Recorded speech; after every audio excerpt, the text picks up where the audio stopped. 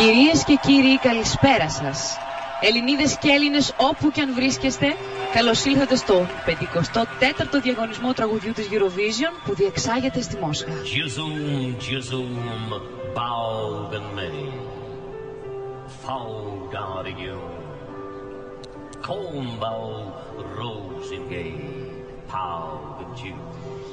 Την απόψινή τελετή ανοίγει το Cirque du Soleil, ένα τσίρκο παγκοσμίου φήμης που ξεκίνησε από τον Καναδά το 1984 και μέχρι τώρα έχει συμπληρώσει 90 εκατομμύρια παραστάσεις σε πάνω από 200 πόλεις των 5 υπήρων.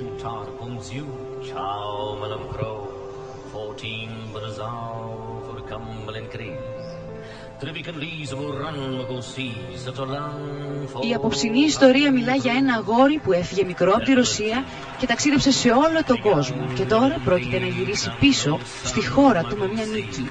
Και φυσικά όλο αυτό αναφέρεται στον περσινό νικητή της Eurovision, Dima Bilan.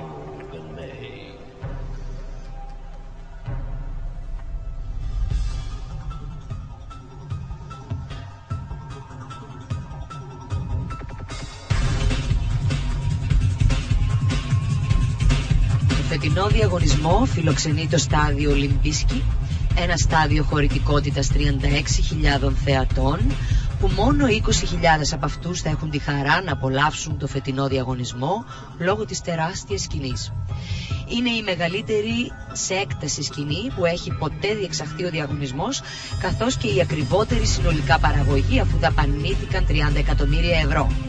Για το φετινό διαγωνισμό έχουν δουλέψει πάνω από 10.000 άνθρωποι.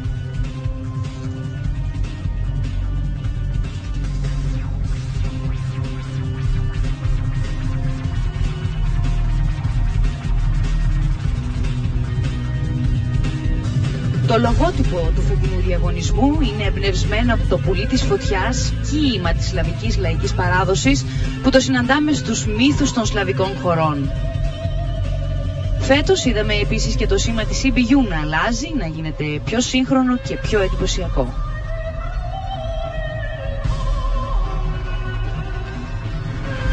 Το σκηνικό του απόψινού τελικού σχεδίασε ο Τζον Κάσεϊ, που ζει και δημιουργεί στη Νέα Υόρκη.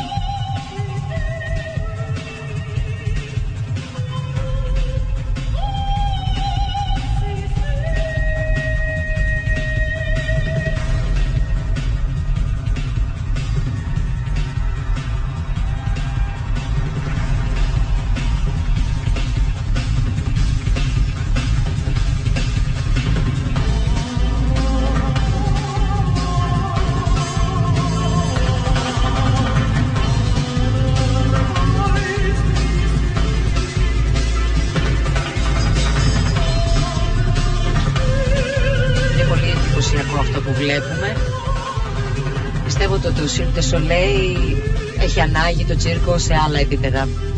Είναι ό,τι καλλιτεχνικότερο σε τσίρκο υπάρχει.